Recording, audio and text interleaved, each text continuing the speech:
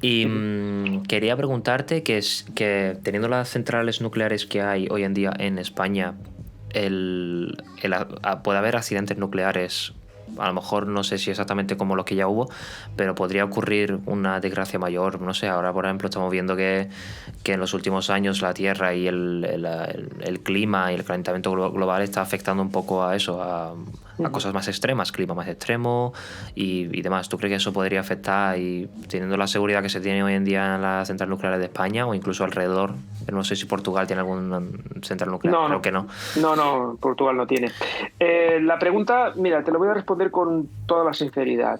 Nadie puede asegurar que una central nuclear Está ni ningún elemento tecnológico, ninguna máquina sea falle, absolutamente claro. seguro. La seguridad absoluta no existe en nada en la vida. Es decir, ahora mismo Sí. el techo, espero que no te pase, pero el techo de la habitación donde estás se puede caer. Está Y clarísimo. el mío también, ¿no? Nadie puede asegurarme que eso no va a ocurrir. Sí. Pero lógicamente hay probabilidades. Sí. Y para eso existen las revisiones, para eso existe la profesionalidad, las supervisiones de los trabajos que se realizan, y para eso sí se aprende también de la experiencia, ¿no? La energía nuclear tiene una gran ventaja respecto a otro tipo de tecnologías, que es que nosotros no somos rivales entre nosotros mismos. Es decir, a mí no me interesa que ahora mismo haya un accidente en ninguna central del mundo. Ya no por humanidad, no hablemos de humanidad, que por supuesto, evidentemente, tampoco a una empresa que tiene aviones le interesa que otra empresa se estalle porque mueran personas, ¿no? Claro. Pero sí le interesa que el avión no pueda despegar porque tenga alguna avería. Eso sí, a lo mejor sí les interesaría, claro. ¿no? En mi caso no. En mi caso me interesan que el resto de centrales nucleares del mundo funcionen perfectamente. ¿Por qué? Porque si esas centrales funcionan bien, mi trabajo va a seguir funcionando también, es decir, las centrales nuestras van a seguir funcionando, porque si hay un problema en una central del mundo nos va a afectar a todas, o si ellos tienen algún problema, ese problema también lo podríamos tener nosotros. Exacto. Y entonces, ¿qué es lo que se hace? Se comparte la experiencia. Cualquier cosa que pase en una central nuclear del mundo, de cualquier lugar del mundo, incluida China, incluida Rusia, se comunica al resto de centrales nucleares para que analicemos si eso nos puede pasar a nosotros. Sí. Claro, si eso pasa con un tipo de válvula que está fallando, imagínate que el tipo de válvula neumática, pues después de no sé cuántas horas de funcionamiento, empieza a perder aire por la campana y la válvula pues no acaba de funcionar bien. Sí. Lo que hacen es comunicar todas las centrales nucleares del mundo eso. Los que tenemos esa válvula, lo que hacemos es pensar, bueno, pues ese modelo lo tenemos, vamos a analizar cómo están las nuestras y si es necesario las sustituimos. Claro. Eso es una gran experiencia, pero claro, imagínate una experiencia mucho mayor que es un accidente nuclear, ¿vale? Sí. De ahí se obtienen muchísimas más lecciones aprendidas, ¿no? Primero, descartemos que un accidente como el del Chernóbil ni por sus causas ni por sus consecuencias es reproducible en los reactores actuales, porque es un tipo de central totalmente diferente, no es comparable. Es decir, Hindenburg también volaba y no es comparable con los aviones que tenemos actualmente porque su tecnología es totalmente diferente. Exacto. Entonces, un accidente como el de Chernóbil no es posible en las centrales nucleares actuales y sus consecuencias tampoco. ¿Por qué lo digo así tan claramente?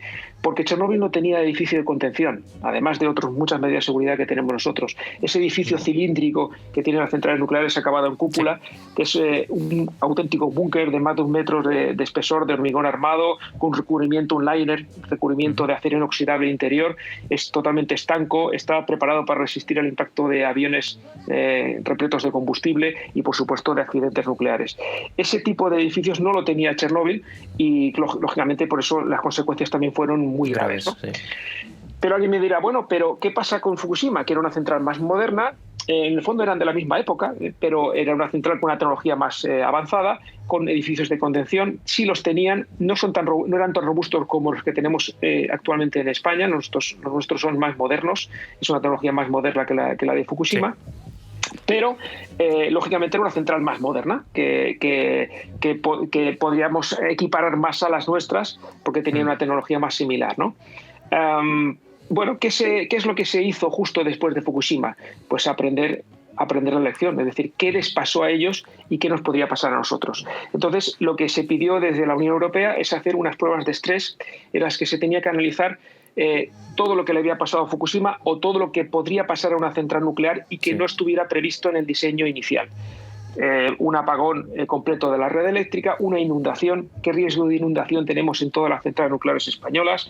Por ejemplo, para que te hagas una idea, En Vandellós 2 está al borde del mar Mediterráneo, no es una zona sísmica, está a 23 metros de altura sobre el nivel del mar. El tsunami de Japón fue de 11 metros y sobrepasó los 6 metros que tenía la central, ¿no? En este caso estamos a 23 en el Mediterráneo. Bueno, eso se analizó y se vio que estaba a suficiente altura.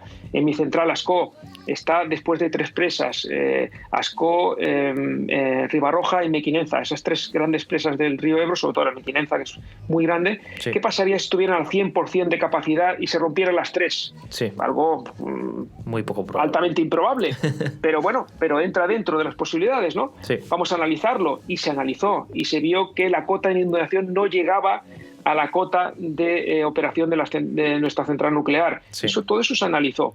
Y una vez que se analizó todo eso, se establecieron una serie de medidas internacionales para reforzar todavía más la seguridad por si acaso.